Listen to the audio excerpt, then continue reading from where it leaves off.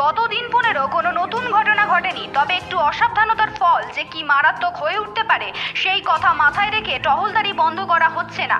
ঘটনা কমলেও কালপ্রিটকে ধরা বা তার সম্বন্ধে সামান্য কোনো তথ্যও জানা যায়নি। অতএব আতঙ্ক এখনো মাথার উপর ঝুলছে।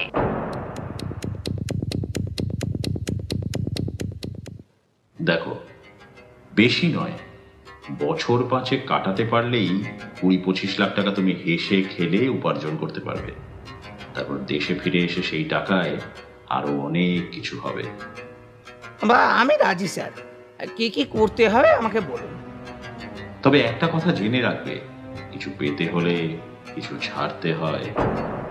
আমি তাকে কোনোদিন দেখিনি বাবু, তবে ও বলছিল যে লোকটার নাকি অনেক টাকা। এমনও তো হতে পারে এটা আদপে কোনো সিরিয়াল কিলিংয়ের ঘটনা নয়, সামথিং এলস, কোনো ভয়ঙ্কর ষড়যন্ত্র। পুলিশ তাদের কাজে সম্পূর্ণরূপে ব্যর্থ হয়েছে। পুলিশ কি সত্যি কোনো রকম চেষ্টা করেছিল? শেষ খেলাটা তো আমি খেলবো স্যার।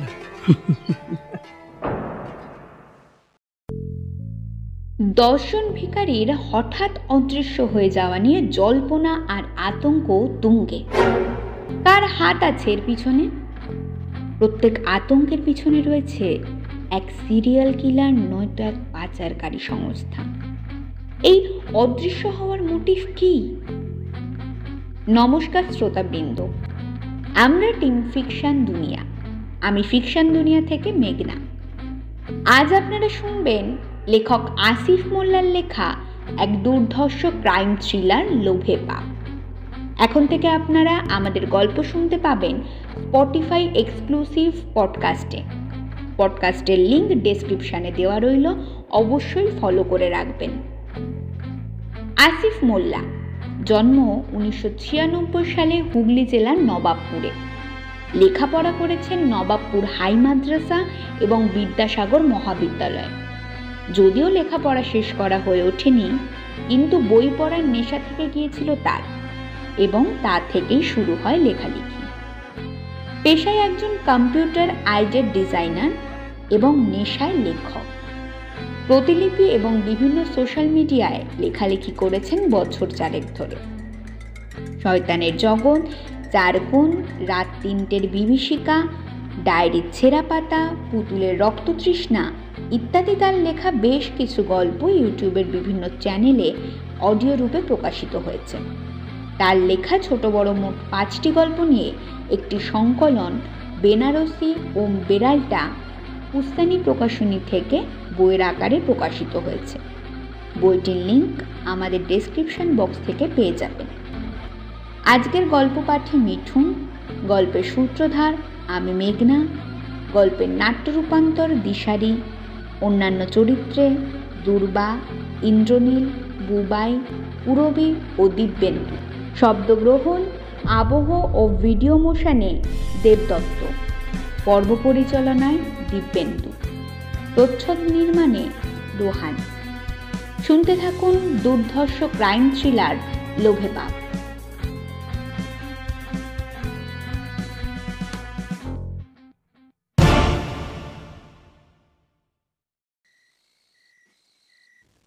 রাত অত্যন্ত গভীর, পথ নির্জন। এদিকটায় এমনিতেই জনবসতি নেই। কয়েকটি পুরনো পরিত্যক্ত ভুতুড়ে বাড়ি ছাড়া আর কিছু নেই। এমন সময় একটা গাড়ি এসে থামল। কয়েক মুহূর্ত পরে 2টো লোক নেমে এলো। লোকগুলো সন্তর্পণে একবার চারপাশ দেখে নিল, কেউ কোথাও নেই। এবার তারা ধরাধরি করে গাড়ির ভেতর থেকে একটা ভারী কিছু টেনে নামিয়ে আনলো। তারপর সাবধানে সেই ভারী বস্তুটা বয়ে নিয়ে চলে গেল একটা পুরনো ভাঙা বাড়ির দিকে। মিনিট খানেক পরে আবার সে লোক 2টো ফিরে এলো। এবার তাদের হাতে আর কিছু দেখা গেল না। তাড়াতাড়ি গাড়িতে উঠে বসল 2 জনে। পর মুহূর্তেই শব্দ করে গাড়িটা বেরিয়ে গেল।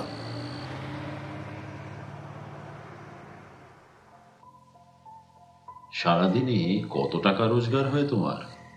অজ্ঞাত মানুষটির প্রশ্নে একটু হকচকিয়ে গেল পানু। অনেক বছর ধরে এই জায়গায় সে ভিক্ষে করে আসছে। আজ পর্যন্ত এমন আজব প্রশ্ন কেউ তাকে করেনি। ভালো করে লোকটাকে দেখল পানু। লোকটা বেশ লম্বা, পরনের কাপড় দেখে অবস্থাপন্ন বলেই মনে হচ্ছে। মুখে চাপা দাড়ি, চোখে কালো চশমা, গায়ের রং ফর্সা, দেখতে মোটামুটি সুশ্রী বলা চলে। মুখে একটা প্রসন্ন হাসি লেগে রয়েছে। বাঁ হাতের ঘড়িটা দেখে দামি মনে হয়। ডান হাতের দুটো আঙ্গুলে চকচকে পাথর বসানো আংটি, সম্ভবত হিরে বসানো সোনার আংটি। এমন লোক তার মতো একজন ভিখারিকে এরকম প্রশ্ন করছে কেন, তা পানু ভেবে পেল না।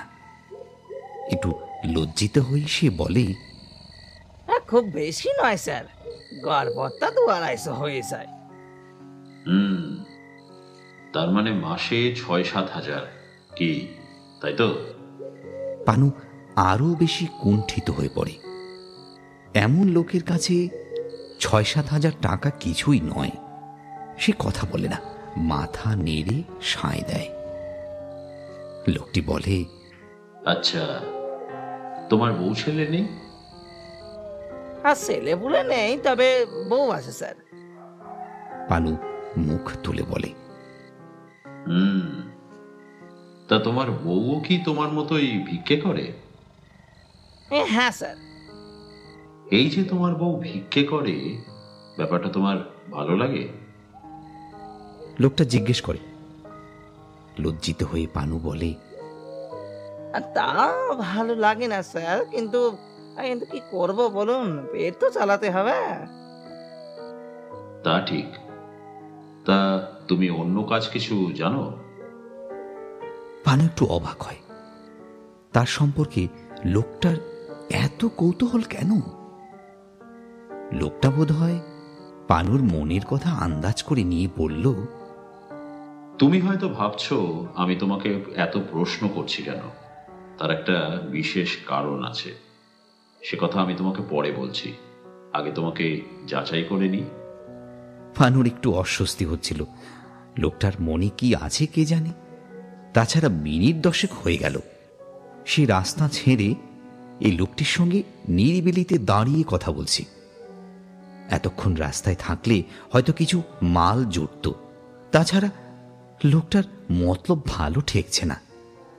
পানুর ইতস্তত ভাব দেখে লোকটা একটু হাসল। পানু একটু অবাক হয়ে দেখে লোকটার নিচের শাড়ির দুটো দাঁত সোনা দিয়ে বাঁধানো। হাসি থামিয়ে লোকটা পকেটে হাত দেয়। একটা 500 টাকার নোট পানুর দিকে এগিয়ে দিয়ে বলে, এ নাও, ধরো, তোমার 2 দিনের রোজগার আমি দিয়ে দিলাম। এখন তো আমার সাথে কথা বলতে আপত্তি নেই? পানু হাসবে না কাঁদবে, এ যে মেঘ না চাইতেই জল। খপ করে টাকাটা নিয়ে নিজে টেকে গুঁজে নেয় সে। তারপর দাঁত বের করে বলে, হ্যাঁ বলুন স্যার। Very good. এবারে বলো, তুমি অন্য কোনো কাজ জানো কি? রাজমিস্ত্রির কাজ একটু আধটু জানি স্যার, কিন্তু কি জানেন, বিনা খাটুনিতে যখন চলে যাচ্ছে, আর তখন শুধু কষ্ট করে মুড়ি কেন। তা বেশ, কিন্তু সারা জীবন কি এভাবেই ভিক্ষে করে যাবে? মানে ভবিষ্যতের কথা চিন্তা করবে না? তুমি কি চাও তোমার ছেলেমেয়েরা বড় হয়ে তোমার মতোই ভিক্ষে করুক? পানু একটু দমে গেল। লোকটা বলে কি, ভিক্ষাই যে তাদের জীবন। জন্মেছি রাস্তায়, মরবো রাস্তায়, লোকের থেকে চেয়ে চেয়ে খাবো, এই তো আমাদের জীবন। এর আবার ভবিষ্যৎ কি? আমি কি করব স্যার? অসহায়ের মতো জিজ্ঞেস করলো পানু। লোকটার মুখে একটু হাসি ফুটে উঠল। বিদেশ যাবে? বিদেশ? খাবি খেলো পানু। তার মতো ভিখারি যাবে বিদেশে? লোকটা কি পাগল? অবাক হওয়ার কিছু নেই, আর আমিও পাগল নই। বিদেশে গেলে মাসে কম করে 40-50 হাজার টাকা কামাতে পারবে। ভিক্ষে করার দরকার হবে না। বছর 5 কাটিয়ে দিতে পারলেই জীবনটা দাঁড়িয়ে যাবে। তারপর আর রাস্তার ধারে ঝুপড়িতেও থাকতে হবে না, ফ্ল্যাটে থাকবে। চাইলে নিজের একটা বাড়ি তৈরি করে নিতে পারবে, একটা বড় গাড়ি হবে, তোমার ছেলে মেয়ে ভালো স্কুলে লেখাপড়া করবে, সমাজে তোমার সুনাম হবে, ভদ্রলোকদের সঙ্গে মিশতে পারবে। ভেবে দেখো, ভদ্রলোকের মতো মাথা উঁচু করে বাঁচতে ইচ্ছে করে না তোমার? লোকটার কথা শুনতে শুনতে নিজের ভবিষ্যৎটা মনে মনে কল্পনা করে নিচ্ছিল পানু। এরকম কি হয়? মাসে 40-50 হাজার টাকা! ব্যাপারটা যদিও অবিশ্বাস্য, তবুও হতে তো পারে। একটা সুন্দর স্বাভাবিক জীবন সকলেই চায়। সবাই চায় অর্থ, খ্যাতি, প্রতিপত্তি। কিন্তু পরক্ষণেই পানুর মনটা কেমন করে উঠল। বউকে ফেলে রেখে একা একা বিদেশে সে যাবে কি করে? তাকে কি সঙ্গে করে নিয়ে যাওয়া যায় না? পানু প্রশ্নটা করেই ফেলল। লোকটা বলল, তোমার বউকে নিয়ে গিয়ে রাখবে কোথায়? তুমি তো সেখানে কাজ করতে যাবে। অবশ্য পরে তোমার সামর্থ্য হলে তখন তাকে নিয়ে যেও। আপাতত তোমাকে একাই যেতে হবে। একটু ভেবে নিয়ে পানু জিজ্ঞেস করল, আচ্ছা, কতদিন পরে আমি আবার ফিরে আসতে পারবো? 1 বছর পর পর তুমি দেশে ফিরে আসতে পারবে, তার আগে নয়। পানুকে চিন্তিত দেখে লোকটা বলল, দেখো, বেশি নয়, বছর 5 কাটাতে পারলেই 20-25 লাখ টাকা তুমি হেসে খেলে উপার্জন করতে পারবে। তারপর দেশে ফিরে এসে সেই টাকায় আরো অনেক কিছু হবে। তবে একটা কথা জেনে রাখবে, কিছু পেতে হলে কিছু ছাড়তে হয়। কথাগুলো বলে লোকটা সোনায় বাঁধানো দাঁত বের করে হাসতে লাগল। সারাদিন পানু চিন্তিত মুখে তাদের ঝুপড়ির পাশের প্রকাণ্ড বটগাছের নিচে বসে রইল। লোকটা তার 2 দিনের উপার্জন দিয়ে গেছে, তাই সে আর ভিক্ষে করতে বসল না। বটগাছের নিচে একা বসে বসে আকাশ পাতাল চিন্তা করতে থাকল। তার চোখের সামনে ভেসে বেড়াচ্ছিল কাঁড়ি কাঁড়ি টাকা নোট, একটা সুন্দর বাড়ি, গাড়ি, এইসব। লোকটা কি ভগবানের দূত? তাই হবে হয়তো। আর তার মতো অভাগার জীবনে ভগবান এক বিরাট পরিবর্তনের রাস্তা তৈরি করে দিয়েছেন। এখন তাকে শুধু সেই রাস্তায় চলতে হবে, যতক্ষণ না সে নিজের লক্ষ্য পূরণ করতে পারছে। লোকটা 2 দিন পর আবার আসবে বলছে। সেই একই জায়গায় তার সঙ্গে দেখা করবে। এই ব্যাপারে কোনো কথা কারোর সামনে বলতে মানা করেছে সে লোকটা। জানাজানি হলে অবশ্য তারই ক্ষতি। এইসব শুনে সকলেরই তো লোভ লাগবে। তখন সকলেই বিদেশে যেতে চাইবে, সবাই তার শত্রু হয়ে যাবে। কাজ নেই বাবা। 2 দিন পরে নির্দিষ্ট জায়গায় পানু সেই লোকটার অপেক্ষা করছিল। কিছুক্ষণ পর একটা কালো রঙের গাড়ি এসে দাঁড়ালো রাস্তার এক পাশে। গাড়ির দরজায় বাঘের মুখের স্টিকার দেখে পানু নিশ্চিন্ত হল। তাহলে কি স্থির করলে? পানুর দিকে এগিয়ে আস্তে আস্তে লোকটা প্রশ্ন করল। তার চোখে সেই কালো চশমা, মুখে চাঁপ দাঁড়ি, সূর্যের আলো পড়ে আঙুলে পড়া আংটিগুলো চকচক করছে। একগাল হেসে পানু বলল, আমি রাজি স্যার, কি কি করতে হবে আমাকে বলুন। লোকটা ঠোঁটের ফাঁক দিয়ে সোনার দাঁত দুটো দেখা গেল। সে বলল, চিন্তা নেই, যা করার তা আমিই করব। তুমি শুধু আমার সঙ্গে এসো। এখনই? হ্যাঁ, এখনই। আচ্ছা, ঠিক আছে। কোথায় যেতে হবে? বলছি। তারপর একটু ভেবে নিয়ে লোকটা বলল, তোমার কাছে কোনো কাগজপত্র আছে? মানে আই কার্ড বা রেশন কার্ড জাতীয় কিছু? মাথা চুলকে নিয়ে পানু বলল, সেই সব কিছু তো নেই স্যার। আর আমাদের জন্য আর কে ওইসব কার্ড ফার্ড বানিয়ে দেবে বলুন? তা অবশ্য ঠিক কথা। ওকে, নো প্রবলেম। তুমি আমার সঙ্গে চলো, সব ব্যবস্থা করে দিচ্ছি।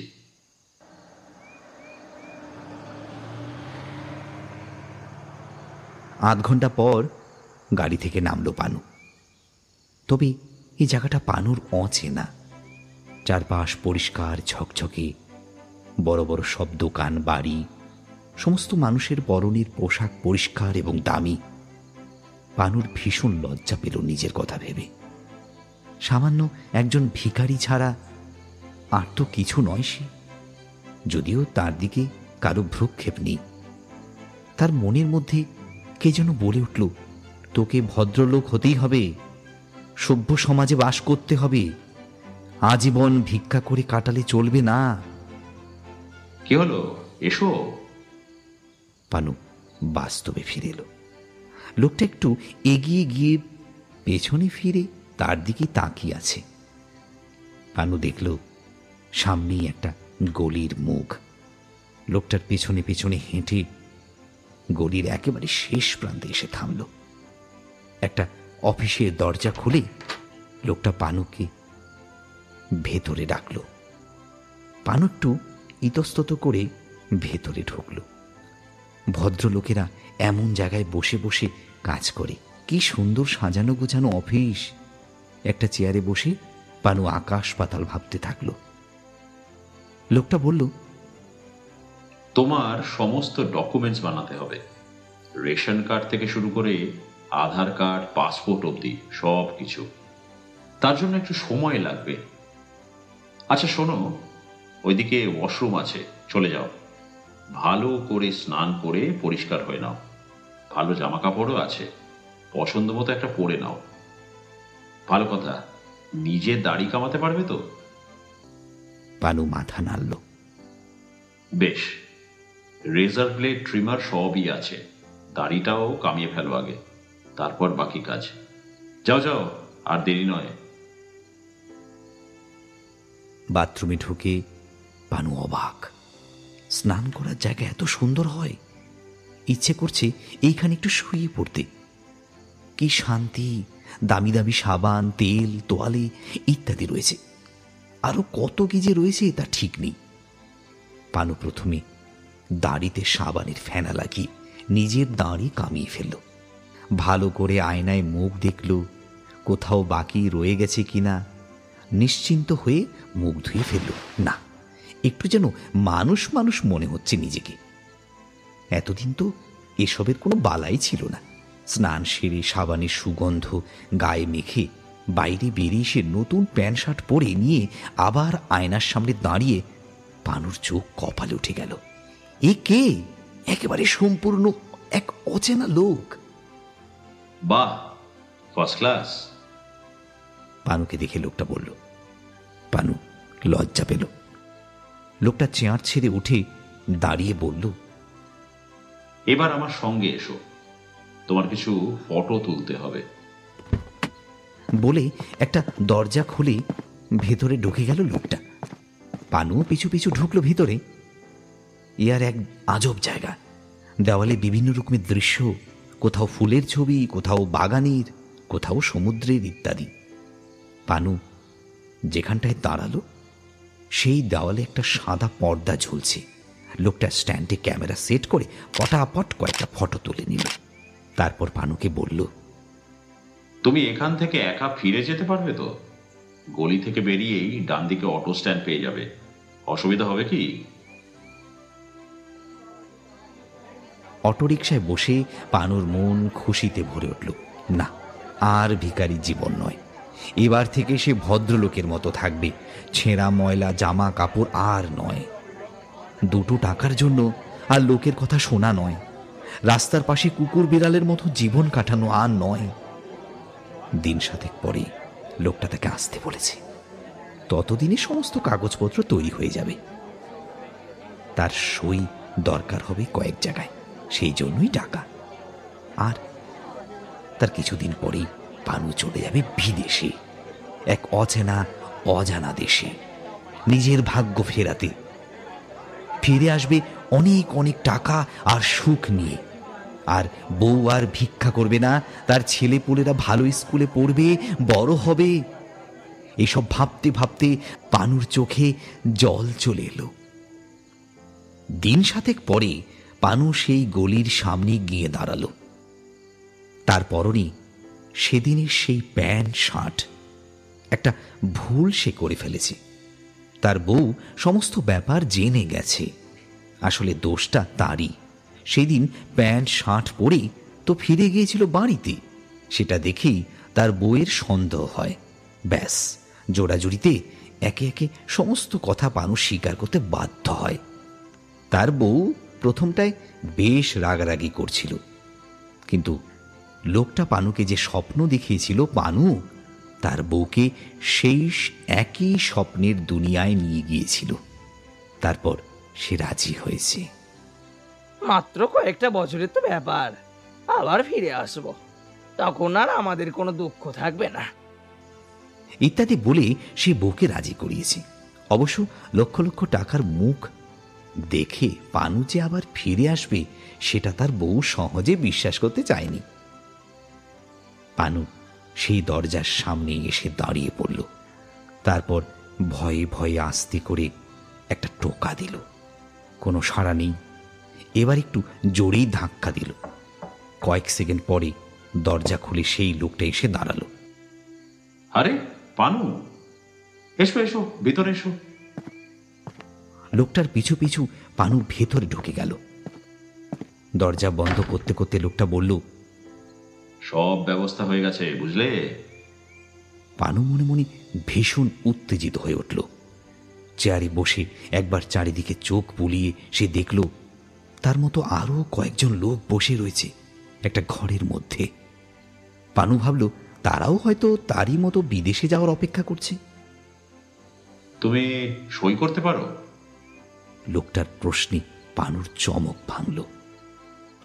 কে বললেন? বলছি, তুমি নাম সই করতে পারো? লোকটা শান্ত গলায় রিপিট করল।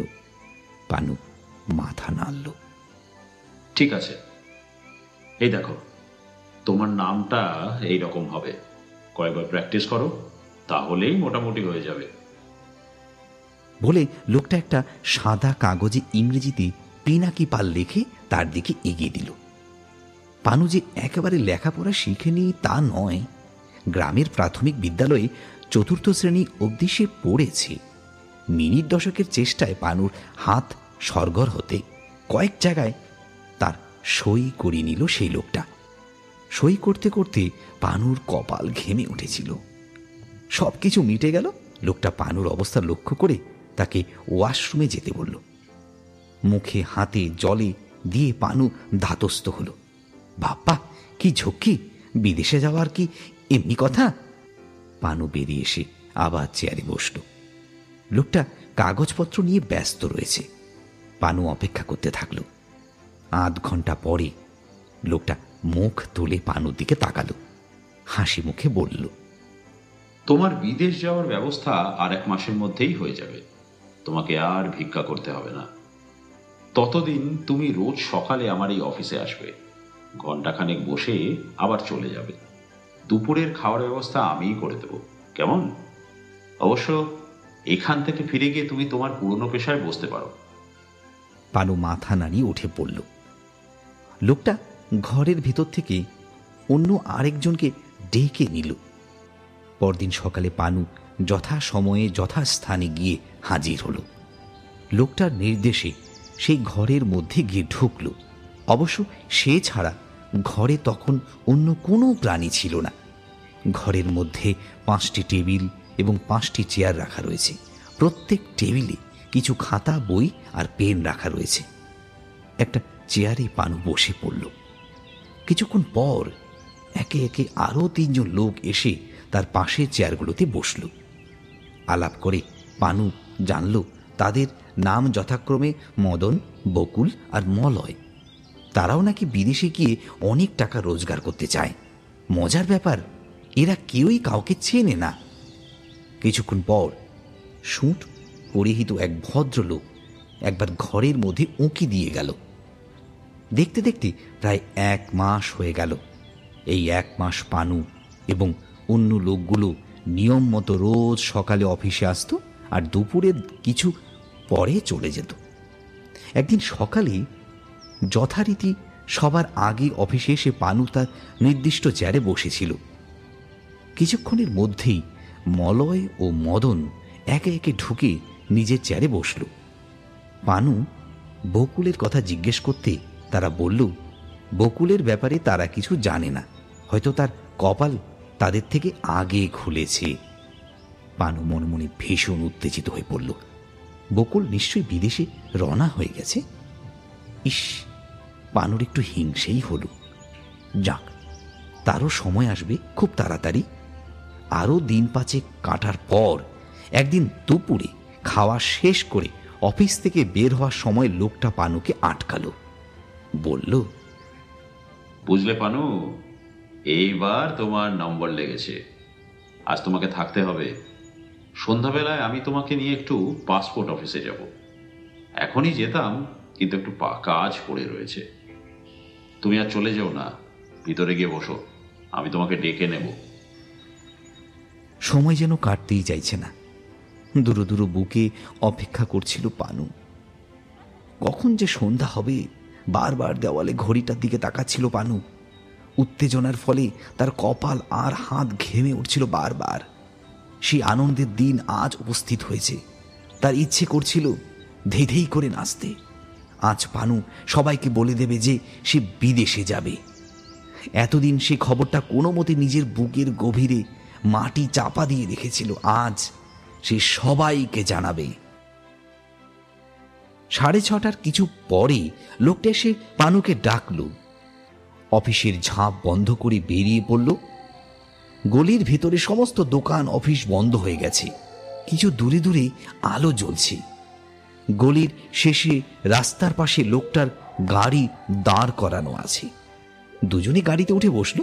চারপাশে ততক্ষণে অন্ধকার নেমে এসেছে। গাড়িটা কোন দিকে যাচ্ছে সেটা পানু ঠিক ঠাওর করতে পারল না। অবশ্য পাসপোর্ট অফিস যে কি বস্তু তা পানু জানে না। সেটার অবস্থান যে কোন দিকে সে বিষয়েও তার জানার তো কোনো প্রশ্নই ওঠে না। বন্ধ গাড়ির ভেতরে ফুরফুরে ঠান্ডা হাওয়ায় বসে থাকতে বেশ লাগছিল পানুর। বিদেশ থেকে ফেরার সময় এমন একটা গাড়ি তাকে কিনতেই হবে। রাস্তা ক্রমশ নির্জন হয়ে আসছিল। রাস্তার দুপাশে দোকানের বদলে এবার ঝোপ ঝাড় দেখা যেতে লাগলো। ঘরবাড়ি নেই বললেই চলে। এমনকি রাস্তায় বেশি গাড়ির যাতায়াতও নেই। মাঝে মাঝে দু একটা বড় লরি হুঁসুস করে বেরিয়ে যাচ্ছিল। লোকটা শান্ত মুখে এক মনে গাড়ি চালিয়ে যাচ্ছিল। পানু নিজে থেকে কিছু বলার সাহস না পেয়ে চুপ করে বসে রাস্তার পাশে দৃশ্য দেখছিল। হঠাৎ একটা ঝাঁকুনির ফলে পানু চমকে উঠে দেখল গাড়ি থেমে গেছে। লোকটা দরজা খুলতে খুলতে বলল, নেমে এসো পানু, এসে গেছি। দরজা খুলে পানু নেমে দাঁড়ালো। চারদিকে অন্ধকার বেশ গাঢ়। অনেকটা তফাতে ল্যাম্পপোস্ট। রাস্তার দুপাশের ঝোপঝাড় এখানে জঙ্গলের আকার নিয়েছে। সেই জঙ্গলের মধ্যে একটা পুরনো ভাঙা বাড়ি যেন এক অতিকায় দৈত্যের মতো হাঁ করে দাঁড়িয়ে আছে। পানুর বুকের ভেতরটা একটু কেঁপে উঠল। লোকটা পানুকে তাড়া দিয়ে সেই বাড়ির দিকে এগিয়ে গেল। এই জনমানবহীন রাস্তায় একা দাঁড়িয়ে থাকার সাহস পানুর নেই। অগত্যা সে লোকটির পিছু নিল। রাস্তা পেরিয়ে মরচে ধরা প্রকাণ্ড লোহার গেট ঠেলে লোকটা বাড়ির সীমানার মধ্যে প্রবেশ করল। পেছন পেছন পানু। এক নাগাড়ি ঝিঁঝি ডেকে চলছে। এই বাড়িতে নির্ঘাত ভূত প্রেত বাস করে। পানুর এবার ভয় করতে শুরু করল। এই ভূতুরে জায়গায় তাকে নিয়ে আসার মানে কি? লোকটা তার দিকে ঘুরে দাঁড়ালো। চমকে উঠে পানু দেখল অন্ধকারেও তার হাতে চকচক করছে একটা ছুরি। পানু আতঙ্কে শুধু ফেল ফেল করে তাকিয়ে রইল। ছুরিটা ক্রমশ তার দিকে এগিয়ে আসতে লাগলো। লোকটার মুখের দিকে তাকিয়ে পানু দেখল এই ভুতুড়ে পরিবেশে তার মুখটা এক হিংস্র নেকড়ের মতো লাগছে। তার দু চোখ রক্তের লোভে চিকচিক করছে।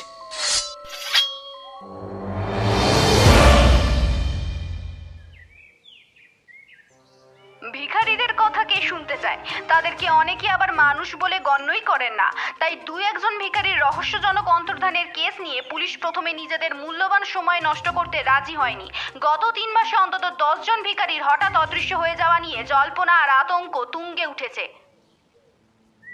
নিউজ চ্যানেল আর খবরের কাগজের ঠেলায় পুলিশের দম বন্ধ হওয়ার উপক্রম হয়ে পড়েছে।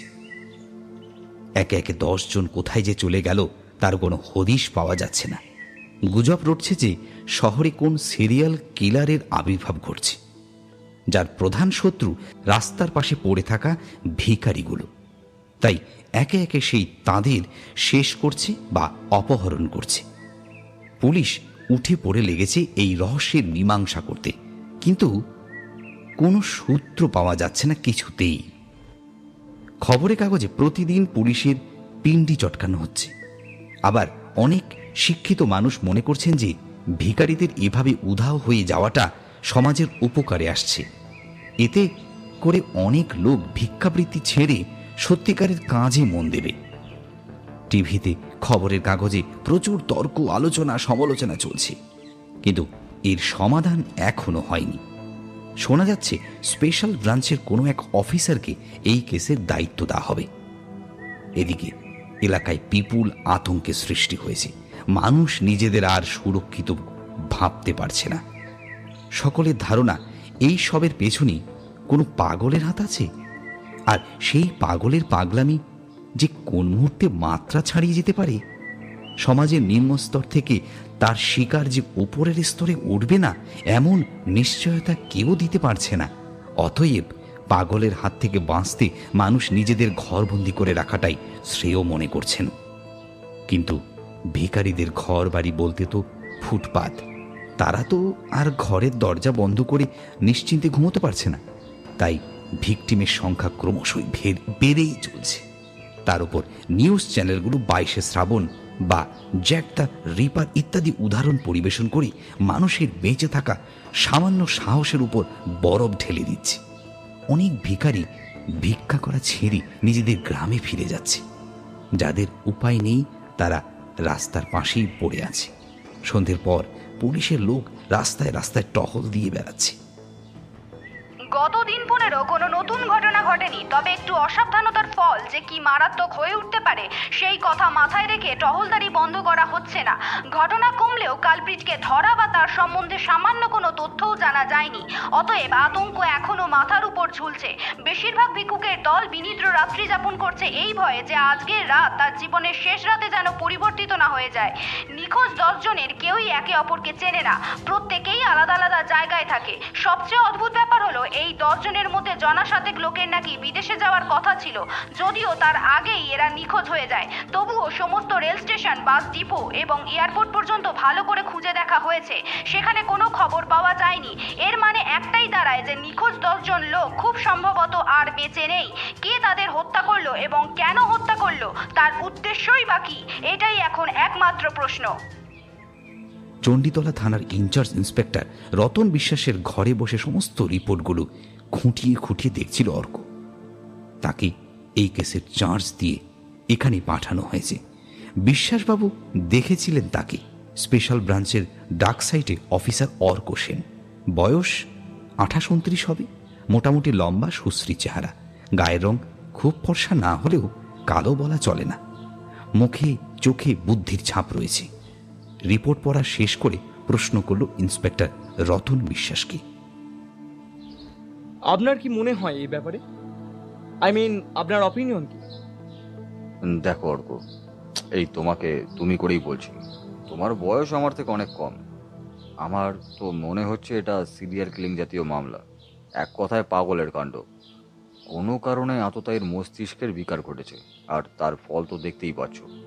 আর জানোই তো, পাগলের হাতে হাত কড়া পরানো সহজ নয়। পাগলের মন বোঝা বড় কঠিন। কিন্তু স্যার, সিরিয়াল কিলার সবসময় পাগল নাও হতে পারে। অনেক সময় জানেন তো, পাগলামির অভিনয় করলে শাস্তির হাত থেকে বাঁচা যায়। তাছাড়া পাগলের পক্ষে এমন নিখুঁতভাবে একের পর এক খুন করে যাওয়া সহজ নয়। আর একটা কথা স্যার, কোনো মানুষ যখন মানসিকভাবে বিকৃত এবং উন্মাদ হয়ে ওঠে তখনই সে খুন করে। অতএব বলাই যায় যে সমস্ত খুনই মানসিকভাবে বিকৃত। আমার মনে হয় নিছক শান্তি পাওয়ার জন্য খুনগুলো করা হয়নি। অভিজ্ঞ ইন্সপেক্টর একটু চুপ করে থেকে বললেন, তুমি বলতে চাইছো এই ক্রমাগত নরহত্যার পিছনে কোনো গভীর অভিসন্ধি আছে? এমনও তো হতে পারে এটা আদপে কোনো সিরিয়াল কিলিং এর ঘটনা নয়, সামথিং এলস, কোনো ভয়ঙ্কর ষড়যন্ত্র। অর্কর কথা শুনে বিশ্বাসবাবু ভ্রু কুঁচকে তার দিকে তাকালেন। অর্ক বলে চলল, নিখোঁজ 10 জন ভিখারি যে মৃত বা অপহৃত তারই বা প্রমাণ কোথায়? হতে পারে তারা স্বেচ্ছায় গা ঢাকা দিয়েছে, অর্থাৎ এই 10 জন মিলে কিছু একটা গন্ডগোল বাঁধিয়ে সরে পড়েছে। চোখ থেকে চশমা খুলে টেবিলের উপর নামিয়ে রেখে বিশ্বাসবাবু বললেন, আরে তুমি তো কেসটা একেবারে উল্টো দিকে ঘুরিয়ে দিলে। আসলে স্যার, আমি ব্যাপারটা দুদিক দিয়ে দেখার চেষ্টা করছি। আপনি একটা ব্যাপার লক্ষ্য করেছেন কি জানি না, তবে আমি সেটা বলছি। সাধারণত সিরিয়াল কিলাররা তাদের শিকারকে ঘটনাস্থলে ফেলে রেখে যায়, যাতে সকলে বুঝতে পারে যে খুনগুলো একইভাবে হয়েছে এবং একজন লোকই করেছে। সিরিয়াল কিলাররা প্রত্যেকটা খুন করার সময় নিজেদের অস্তিত্ব জাহির করার চেষ্টা করে, কিন্তু এক্ষেত্রে তা হয়নি। হ্যাঁ, অনেকে আবার অপহরণ করে খুন করতে ভালোবাসে, কিন্তু তাহলেও অন্তত একটা মৃতদেহ কি পাওয়া যেত না? বিশ্বাসবাবু একটু চিন্তিত হয়ে পড়লেন অর্কর থিওরি শুনে। সত্যি এমন করে তিনিও ভাবেননি। যদি এই ছোকরার কথা সত্যি হয় তাহলে কেসটা একেবারে পাল্টে যাবে, তখন আবার নতুন করে সবকিছু শুরু করতে হবে। তিনি প্রশ্ন করলেন, এই ব্যাপারে তোমার মত কি দাঁড়াচ্ছে? একটু ভেবে নিয়ে অর্ক বললেন, দেখুন স্যার, এটা শুধু সিরিয়াল কিলিং নয় সে ব্যাপারে আমি নিশ্চিত, কিন্তু এটা যদি কোনো একজনের কীর্তি হয় তাহলে এই 10 জন ভিখারির বেপাত্তা হয়ে যাওয়ার পিছনে তার নিশ্চয়ই কোনো কুটিল চক্রান্ত আছে। আমার অনুমান, যদিও সেটা ভুল হতে পারে, তবুও আমার মনে হচ্ছে কেসটা মানুষ পাচারের ব্যাপার। পরক্ষণেই অর্ক বলল, না, আরো ভালো করে ভাবতে হবে।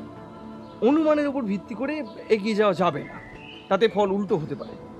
আমি এখন আসি স্যার, এই ফাইলটা আমি সঙ্গে করে নিয়ে যাচ্ছি। একটা দিন আমাকে ভালো করে ভাবতে হবে, কোনো একটা সূত্র ধরে এগিয়ে যেতে হবে। আসি স্যার। এসো, তবে কি স্থির করো আমাকে জানিও। নিশ্চয়ই স্যার, অবশ্যই। সন্ধ্যার সময় তার জন্য বরাদ্দ কোয়ার্টারের বারান্দায় এজি চেয়ারে বসে বসে চা এবং ধূমপান করছিল অর্ক। বারান্দা থেকে রাস্তা স্পষ্ট দেখা যাচ্ছে। সেখানে এখন ভয়ানক ব্যস্ততা, আর তার মাঝেই এক বা একাধিক লোক কি কাণ্ডটাই বা না করে বেড়াচ্ছে। অর্ক রাস্তা থেকে দৃষ্টি সরিয়ে আকাশের দিকে তুলল। পরন্ত বিকেলের ছোঁয়া লেগে রয়েছে গগনে। লাল রং সূর্য আর কিছুক্ষণের মধ্যেই ডুব দেবে নিদ্রায়। আগামীকাল সেই সমস্ত ভিখারিদের আস্তানায় একবার করে ঢু মারতে হবে, তাদের সম্পর্কে ভালো করে খোঁজ নিতে হবে। সেটাই হবে প্রথম কাজ। তারপর ঠিক করা যাবে পরবর্তী পদক্ষেপ। চা শেষ করে 3টে সিগারেট ছাই করে অর্ক চেয়ার ছেড়ে উঠে পড়ল। আর একবার রিপোর্টগুলো ভালো করে ঝালিয়ে নেওয়ার দরকার। পরদিন সকালে স্নান এবং ব্রেকফাস্ট সেরে অর্ক সরাসরি গাড়ি নিয়ে বেরিয়ে পড়ল। চণ্ডীতলা এলাকাটিকে কোনো মতেই গ্রাম বলা চলে না, তবে আশেপাশে কিছু গ্রাম অবশ্যই আছে। কলকাতার ছেলে অর্ক, তার গ্রাম দেখার খুব শখ, তবে আপাতত তার প্রধান কাজ হচ্ছে সে সমস্ত নিখোঁজ ভিক্ষুকদের আস্তানায় হানা দেওয়া। রিপোর্ট অনুযায়ী প্রত্যেকজন আলাদা আলাদা জায়গায় থাকে। এই এলাকা তার খুব অপরিচিত নয়। মাস তিনেক সে চণ্ডীতলা থানায় কাজ করেছে, তবে বিগত কয়েক বছরে জায়গাটির উন্নতি হয়েছে অনেক। অর্কর গাড়ি চণ্ডীতলা বাজার ছাড়িয়ে কালীপুর তেমাথার এক পাশে দাঁড়ালো। 10 জনের প্রথমজন এই জায়গায় থেকে উধাও হয়েছিল। অর্ক গাড়ি থেকে নেমে মোড়ের তেলে ভাজার দোকান থেকে কিছুটা দূরে কয়েকটা ঝোপড়ির সামনে গিয়ে দাঁড়ালো। এটাই যে ভিখারিদের আস্তানা সেটা বলে দিতে হয় না, কিন্তু আশ্চর্য, ঝুপড়ি একেবারে ফাঁকা, কোনো লোক নেই। অর্ক এদিক ওদিক তাকিয়েও যেন ভিক্ষুক দেখতে পেল না। এমন সময় অর্ককে চমকে দিয়ে পেছনে কে যেন বলে উঠল, একটাও নেই মশাই, প্রাণের ভয়ে সব শালা কেটে পড়েছে। অর্ক ঘুরে দাঁড়ালো। লুঙ্গি পাঞ্জাবি পরা বছর 40-এর এক ভদ্রলোক, হাতে বাজারের ব্যাগ থেকে আলু, উচ্ছে, পটল উঁকি দিচ্ছে। আপনি এখানেই থাকেন? প্রশ্ন করলো অর্ক। হ্যাঁ মশাই, ওই গলির ভিতরে আমার বাড়ি। বলে হাত তুলে এটি গলির দিকে ইশারা করলো। আপনি কি পুলিশের লোক নাকি মশাই? সংক্ষিপ্ত উত্তর দিল অর্ক। আর বলবেন না মশাই, কদিন ধরে যা সব ঘটে চলেছে তাতে আমাদেরই পিন্ডি চটকে যাচ্ছে। আর এরা তো ফাঁকা রাস্তাতেই পড়ে থাকে, তাই সব পালিয়েছে। আরো 2-4টে কথা বলে লোকটা চলে গেল। অর্ক পকেটে হাত দিয়ে একটা কাগজ বের করল। দ্বিতীয় ঘটনা Jagdishpur bus stop, Jagdishpur bus depot. গাড়িতে প্রায় 15 মিনিট মতো সময় লাগলো পৌঁছতে। এখানে একজন ভিখারিকে পাওয়া গেল। যদিও সে কোনো নতুন তথ্য দিতে পারল না, তবে একটা কথা জানা গেল। এ বুঝলেন বাবু, আমাদের বকুল কিছুদিন ধরে এক বাবুর সঙ্গে দেখা করছিল, আর সেই বাবু আসতেন একটা কালো রঙের গাড়িতে। এর বেশি আমি কিছু জানি না বাবু। গাড়ি স্টার্ট করে অর্ক তৃতীয় জায়গার উদ্দেশ্যে রওনা দিল। জনাই বাজার পৌঁছতে লাগলো প্রায় 40 মিনিট। জনাই রেল স্টেশনের পাশের বাজারের হই হট্টগোল বাঁচিয়ে এক প্রান্তে একটা ভিখারির দেখা পাওয়া গেল। তাকে সঙ্গে করে অর্ক তাদের আস্তানায় উপস্থিত হলো। বিলু নামের যে লোকটা নিখোঁজ হয়েছে তার স্ত্রীর সঙ্গে কথা বলে অর্ক জানল যে বিলুকে কে যেন বিদেশে পাঠানোর ব্যবস্থা করবে বলে লোভ দেখিয়েছিল। অধিক টাকা উপার্জনের আশায় বিলু নাকি ভিক্ষাবৃত্তি একরকম ছেড়েই দিয়েছিল। যদিও সেই লোকটি সম্পর্কে সে কিছুই জানে না, তবে বিলু নাকি প্রায় তার সঙ্গে দেখা করতে যেত। পরবর্তী গন্তব্য বেগমপুর রেল স্টেশন। ভিখারিদের আস্তানাটা রেল লাইন ছাড়িয়ে একটা ফাঁকা জমির এক কোণে। 8-10টা খড়ের ছাউনি দেওয়া ঘর, তার মধ্যে মাত্র 4টে ঘরে লোক রয়েছে। অর্ক সকলের সঙ্গে কথা বলল। নতুন কোনো তথ্য জানা গেল না। এরপর যথাক্রমে মশাট, শিয়াখালা, ফুরফুরা, গোপালপুর, ভগবতীপুর হয়ে 4টের কিছু আগে বাড়ি ফিরে এলো নিজের কোয়ার্টারে। শেষ ঘটনা ডানকুনি হাউজিং থেকে শ্রীরামপুর যাওয়ার পথে বাস স্টপের কাছে। সব মিলিয়ে বিশাল এরিয়া কভার করছে। নিজের কোয়ার্টারে ফিরে চেয়ারে বসে 1 কাপ চা, একটা স্যান্ডউইচ এবং একটা সিগারেট টেনে কিছুক্ষণ বিশ্রাম করে আবার বেরিয়ে পড়ল অর্ক। তবে একটা কথা মনে পড়তে গাড়ির মুখ ঘুরিয়ে চণ্ডীতলা থানায় গিয়ে সোজা ইন্সপেক্টর রতন বিশ্বাসের ঘরের দরজায় টোকা দিল। Come in. গম্ভীর গলায় বিশ্বাসবাবু উত্তর দিলেন।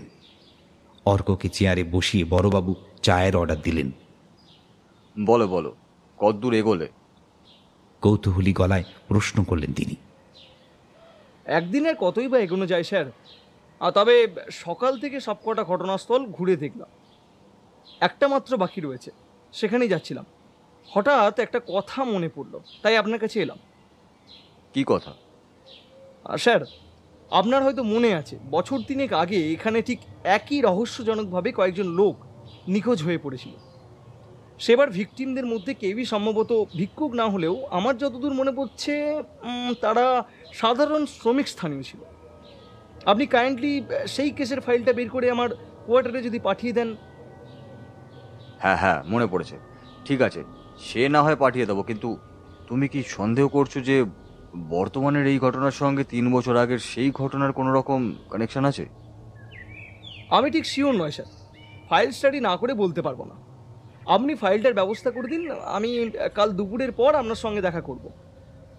আমি এখন উঠি স্যার, অন্ধকার হয়ে গেলে সমস্যা হতে পারে।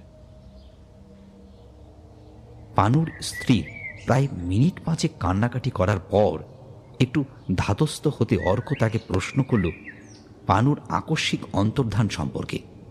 উত্তরে জড়ানো গলায় পানুর স্ত্রী যা বলল তার সারমর্ম এই, একজন লোক পানুর বিদেশে যাওয়ার ব্যবস্থা করবে বলেছিল। পানু রোজ তার অফিসে যেত। সেই লোকটা নাকি পানুর সমস্ত দরকারি কাগজপত্র তৈরি করে দিয়েছিল। পানুকে দিয়ে কী সব কাগজে সই সাবুত করিয়েছিল। বিদেশে যাওয়ার ব্যবস্থা প্রায় হয়ে গিয়েছিল, কিন্তু একদিন সকালে পানু সেই লোকটার সঙ্গে দেখা করতে গিয়ে আর ফিরে আসেনি। লোকটা সম্পর্কে জিজ্ঞেস করতে সে বলল, আমি তাকে কোনোদিন দেখিনি বাবু, তবে ও বলছিল যে লোকটার নাকি অনেক টাকা, তার দুটো দাঁত নাকি সোনার। কোয়ার্টারে ফিরে এসে অর্ক চা নিয়ে বসল। বুদ্ধির গোড়ায় একটু চা আর সিগারেটের ধোঁয়া দেওয়া দরকার। নীরবে চা শেষ করে সিগারেট ধরিয়ে চোখ বন্ধ করে ভাবতে বসল অর্ক। কয়েকজন লোকের বিদেশে যাওয়ার কথা ছিল, কিন্তু অর্কর মনে হলো নিখোঁজ হয়ে যাওয়া প্রত্যেকটা লোককেই কি বিদেশে যাওয়ার লোভ দেখানো হয়েছিল। তারপর তাদের হয় পাচার করা হয়েছে, নয়তো হত্যা করা হয়েছে। এখানে একটা কিন্তু অর্কর মনে ঘুরপাক খাচ্ছিল। নারী পাচার হওয়াটা স্বাভাবিক, নিদেন পক্ষে সুস্থ সবল পুরুষ পাচার হওয়াটা আশ্চর্যও নয়, কিন্তু ভিখারি পাচার। অবশ্য অর্ক খোঁজ নিয়ে জেনেছে যে নিখোঁজ ভিখারিদের স্বাস্থ্য মোটামুটি ভালোই ছিল, কিন্তু তাও কোনো কোনো দেশে কৃতদাস প্রথা কি এখনো চলছে? এইসব ভাবতে ভাবতে সিগারেটটা শেষ হয়ে গিয়েছিল। প্যাকেট থেকে একটা নতুন সিগারেট বের করে লাইটার জ্বালিয়ে আগুন ধরাতে গিয়ে অর্কর মাথায় একটা সম্ভাবনা ঝিলিক দিয়ে উঠল। এটা হতে পারে সাংঘাতিক ব্যাপার। মৃত মানুষের শরীরের মধ্যে ড্রাগ স্মাগলিং চলতে পারে। তাহলে তো এর পেছনে একটা বড় দল অপারেট করছে। ব্যাপারটা যে কোনো এক বিক্রেতমনা পাগলের কাণ্ড। এ কথা অর্ক বিশ্বাস করেনি, আর সন্দেহ ক্রমশ ঘন হয়ে আসছে। এক গভীর চক্রান্ত। উত্তেজনায় অর্ক চেয়ার ছেড়ে উঠে পড়ল। অবশ্য অন্য কোনো কারণও থাকতে পারে, তবে আপাত দৃষ্টিতে ড্রাগ স্মাগলিং এর উপর ভিত্তি করে কাজ করতে হবে। কাল থেকে নতুনভাবে তদন্ত শুরু করা যেতে পারে। ফল সে তো সময়ের অপেক্ষা। ঘণ্টাখানেক পরে একজনের পুলিশের লোক এসে 3 বছর আগেকার কেসের ফাইলটা দিয়ে গেল। অর্ক জানে না ভিখারি নিখোঁজ হওয়ার সঙ্গে 3 বছর আগেকার কেসের কোনো সংযোগ আছে কিনা। তবু কেসের সমস্ত ডিটেল রাত জেগে পড়ে শেষ করল। অর্কর মনে হলো এক ফালি আশার আলো সে যেন দেখতে পেয়েছে। এই কেসে পুলিশের যেটা করা উচিত ছিল সেটা না করে অপরাধীকে সাবধান এবং সতর্ক হওয়ার সুযোগটা পুলিশই দিয়েছে। এখন সেই ভুলটা শুধরে নেওয়া যায় কিনা তাই ভেবেই দেখতে হবে। দিন 20 পর সমস্ত খবরে কাগজ আর নিউজ চ্যানেলে খবর হলো নিখোঁজ ভিখারিদের কোনো খবর পাওয়া যায়নি। পুলিশ তাদের কাজে সম্পূর্ণরূপে ব্যর্থ হয়েছে। পুলিশ কি সত্যি কোনো রকম চেষ্টা করেছিল, নাকি ভিখারি নিখোঁজের মামলায় পুলিশ আগ্রহী নয়? প্রশ্ন থেকেই যায়। জানা গেছে এই কেসের দায়িত্বে ছিলেন স্পেশাল ব্রাঞ্চের এক ডাকসাইট অফিসার, কিন্তু তার কোনো খোঁজ পাওয়া যাচ্ছে না। আমাদের প্রতিনিধি চেষ্টা করেও তার নাগাল পাননি। তিনি এখন কোথায় তাও জানা নেই। সমাজের নিম্ন স্তরের মানুষগুলো কি চিরকাল ন্যায় থেকে বঞ্চিত থাকবে? পুলিশ কোনো রকম চেষ্টা ছাড়াই কি আত্মসমর্পণ করলো? এলাকার সমস্ত ভিক্ষুকের জীবন কোন দিকে এগিয়ে চলেছে তা কেউ বলতে পারবে? তাদের পরিণতি কি? তবে গত 1 মাসে নতুন কোনো ঘটনা আর ঘটেনি, তাই পুলিশের অনুমান আততায়ী এই স্থান ত্যাগ করেছে। হয়তো নতুন জায়গায় আবার নতুন করে তার লীলা শুরু করবে। রাজ্যে এখন বিশাল চঞ্চলতা। পুলিশি পাহারা সরিয়ে নেওয়া হচ্ছে। প্রয়োজনে আবার তা শুরু করা হবে বলে জানিয়েছেন বিশ্বাসবাবু। আসলে ভিখারি নিখোঁজের ব্যাপারে পুলিশের কোনো মাথা ব্যথা নেই বলেই তারা এই কেসটাকে এড়িয়ে যাচ্ছে। ইত্যাদি আলোচনা শুরু হয়ে গেল চারিদিকে। চায়ের দোকানে, বাস স্টপে, বাজারে, অফিসে সর্বত্রই একই আলোচনা। পুলিশের অবহেলা আর তৎপরতা নিয়ে নানান প্রশ্ন উঠতে শুরু করল। অনেকে তো আগেই স্থান ত্যাগ করেছিল, এখন বাকিরাও একে একে নিজের নিজের গ্রামের পথ ধরতে শুরু করল। আরও কিছুদিন পরে এই অঞ্চলে ভিখারির সংখ্যা আশ্চর্য রকম কমে গেল। জীবনের ঝুঁকি নিয়ে যে কজন এখানে পড়ে রইল তাদের কোথাও যাওয়ার নেই, তারা নিতান্তই অসহায়। তবে লোক কমে যাওয়াতে তাদের উপার্জনের হার একটু বেড়েছে, হয়তো আজ আছে কাল নেই ভেবেই মানুষেরা ভিক্ষুকদের দান করছে। বিশ্বাসবাবু ক্লান্ত চিন্তিত মুখে নিজের ঘরে বসেছিলেন।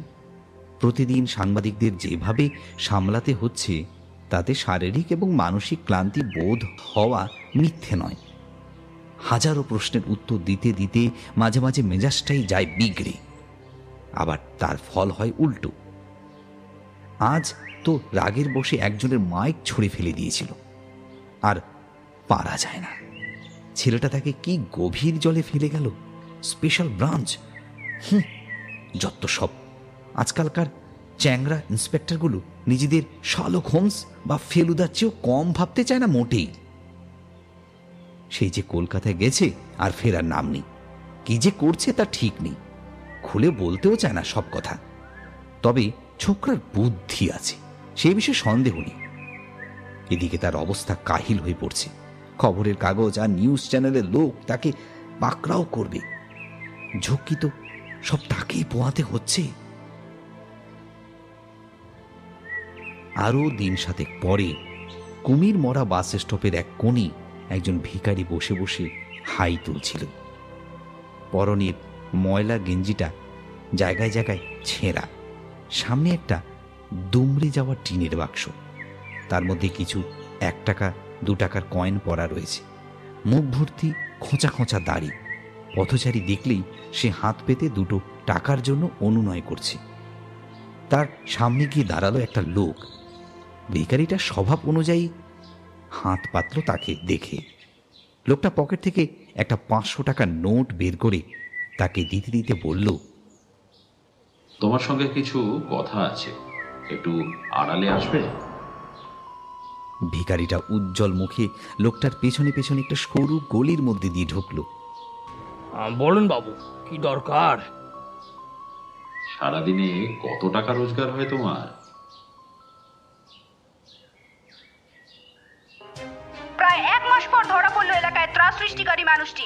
একে একে প্রায় 12 জন ভিক্ষুক নিখোঁজ হওয়ার পিছনে যার হাত ছিল স্পেশাল ব্রাঞ্চের অফিসার অর্ক সেনের বুদ্ধি এবং তৎপরতায় শেষ পর্যন্ত ধরা পড়ে গেল এক ভয়ঙ্কর খুনি। হ্যাঁ, খুনিই বটে। নিখোঁজ হয়ে যাওয়া সমস্ত ভিক্ষুকদের নৃশংসভাবে খুন করে একটা পরিত্যক্ত কুয়োর ভিতরে ফেলে দিত সে। কি তার উদ্দেশ্য সেটা আমরা আপনাদের সামনে রাখবো কিছুক্ষণের মধ্যেই। নিউজ চ্যানেলে দারুণ হইচই পড়ে গেছে। বিশ্বাসবাবু টিভি বন্ধ করে দিলেন। আরে এসো এসো অর্ক, এসো, প্লিজ বি সিটেড। চা চলবে নাকি? এই রজত, 2 কাপ চা পাঠিয়ে দাও তো। অর্ক বসলো। তারপর বলো, সবটা তোমার মুখ থেকেই শুনি। বলে বিশ্বাসবাবু চেয়ারে এলিয়ে বসলেন। অর্ক শুরু করলো। ভিখারি নিখোঁজের কথা বাদ দিয়েই বলছি, সেসব তো আপনি সবই জানেন। সেদিন সেই সমস্ত জায়গায় আমি ঢু মেরেছিলাম যেখানে ভিক্ষুকগুলো থাকতো। তো সেখানে কথা বলে তেমন কিছু জানা যায়নি, একজন লোকের কথা ছাড়া। নিখোঁজ ভিখারিরা সকলেই নাকি তার সঙ্গে কথা বলতো এবং দেখাও করতো। কেন করতো তা সবাই জানেন। আমার বিশ্বাস যে ওই লোকটাই তাদের বিদেশে যাওয়ার লোভ দেখিয়েছিল। বিদেশে মানুষ বিক্রি করাটা নতুন কিছু নয়, তবে সেক্ষেত্রে অপরাধীরা বিক্রি করে নারী। আমার মনে প্রশ্ন জাগলো, তাহলে ভিখারিগুলো নিখোঁজ হচ্ছে কেন? প্রথমে তেমন কিছু বুঝিনি। একবার মনে হয়েছিল এটা সত্যিই কোনো সিরিয়াল কিলারের কাজ বা কোনো পাগলের কাজ। কিন্তু আপনাকে আগেই বলেছি, একজনেরও মৃতদেহ পাওয়া যায়নি, তার মানে এটা কোনো সুস্থ মস্তিষ্কের কাজ। সে গোটা ব্যাপারটা গোপন করতে চায়, কিন্তু কেন? আমার মনে হয়েছিল এর পিছনে তার কোনো একটা বিশেষ উদ্দেশ্য রয়েছে, তার কোনো স্বার্থ আছে। এমনি এমনি সে এতগুলো মানুষকে খুন করেনি, তাই তাকে ধরতে হলে তার জালে জড়িয়ে পড়তে হবে। তাই আমি কিছু পুলিশের লোককে ভিখারি সাজিয়ে প্রত্যেকটা বাজারে বসিয়ে দিলাম। তবে প্রত্যেকের হাতে একটা করে মাদুলি পরিয়ে দিয়েছিলাম, যার মধ্যে ছিল ট্র্যাকিং ডিভাইস। তারা যেখানেই যাবে আমি জানতে পারবো। আততায়ী যাতে স্থান ত্যাগ করে অন্য কোথাও পালিয়ে না যায় তার জন্য পুলিশি পাহারা বন্ধ করে দিলাম। আর সেই সঙ্গে নিউজ চ্যানেলের মাধ্যমে খবর রটিয়ে দিলাম যে পুলিশ এ ব্যাপারে কিছু করতে অক্ষম, তারা কেস বন্ধ করে দিচ্ছে ইত্যাদি। ব্যাস, আমার টোপে কাজ হলো। দিন 10 পরেই সে আবার আত্মপ্রকাশ করলো। আসলে লোভ জিনিসটা এমন, সহজে যেতে চায় না। তাই ঠান্ডা মাথায় এতগুলো খুন করা লোকটাও পুলিশের বহু পুরানো একটা ফাঁদে পা দিল। আমার ঠিক করা লোকেদের মধ্যে একজনকে সে টার্গেট করলো, তার সঙ্গে কথা বলতো, বিদেশে যাওয়ার লোভ দেখাতো, অনেক অনেক টাকা উপার্জনের স্বপ্ন দেখাতো, এক কথায় ইমোশনাল ব্ল্যাকমেল করতো বললেও ভুল হবে না। তো তারপর সে নিজে তার শিকারকে তার অফিসে নিয়ে যেত, সেখানে তাকে ভালো করে সাজিয়ে টাজিয়ে তার ফটো তুলতো। কেন তুলতো তা পরে জেনেছি, যদিও সে বলতো ফটোগুলো পাসপোর্ট তৈরিতে কাজে লাগবে। আসলে তৈরি হতো নকল ভোটার এবং আধার কার্ড। তারপর যখন তার সমস্ত প্রসেস কমপ্লিট হয়ে যেত তখন সে তার শিকারকে হত্যা করত। অর্ক থামল, চা এসে গেছে, কাপ তুলে নিয়ে চুমুক দিল।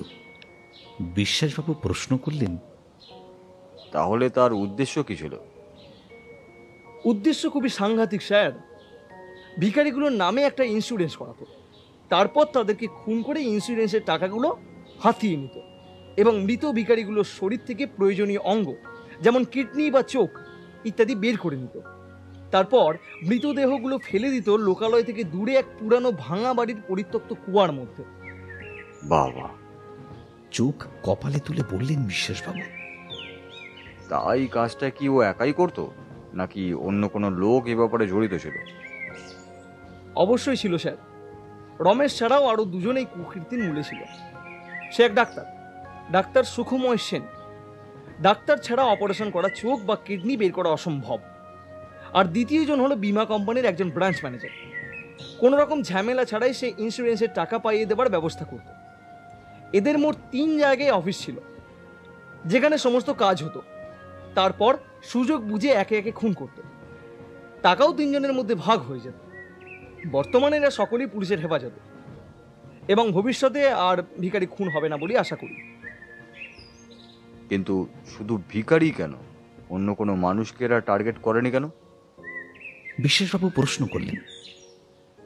কোনো সাধারণ মানুষকে খুন করলে অনেক হইচই হতে পারে, সেক্ষেত্রে থানা পুলিশ হবে সঙ্গে সঙ্গে। এতে ঝুঁকি অনেক বেশি। প্রত্যেক শিকারের পর অনেকদিন হাত গুটিয়ে বসে থাকতে হবে যতদিন না ব্যাপারটা শান্ত হচ্ছে। আর এদিকে ভিখারিদের এমনিতেই কেউ সহ্য করতে পারে না। একটা বাজারে কতগুলো ভিখারি থাকে বলুন তো?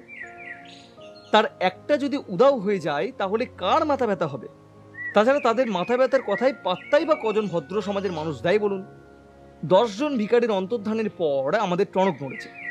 এখন বুঝতে পারছেন তো শিকার হিসাবে রাস্তার ধারে পড়ে থাকা ভিখারিগুলো কতটা সহজ। তাছাড়া যে কোনো একজন ভিখারিকে এরা টার্গেট করেনি, ভালো করে দেখে শুনে ওদের মধ্যে যাদের স্বাস্থ্য অন্য সকলের চেয়ে ভালো তাদেরকে শিকার হিসেবে ঠিক করেছে।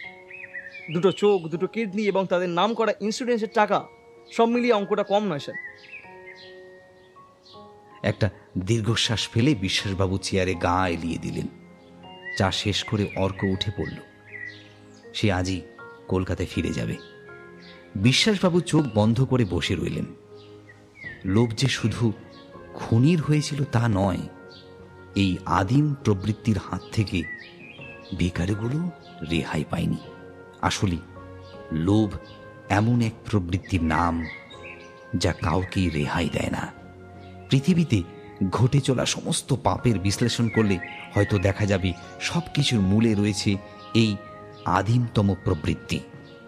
ছেলেবেলায় পড়া একটা গল্পের শেষ লাইনটা আকস্মিক তাঁর মনে পড়ে গেল। লোভে পাপ, আর পাপে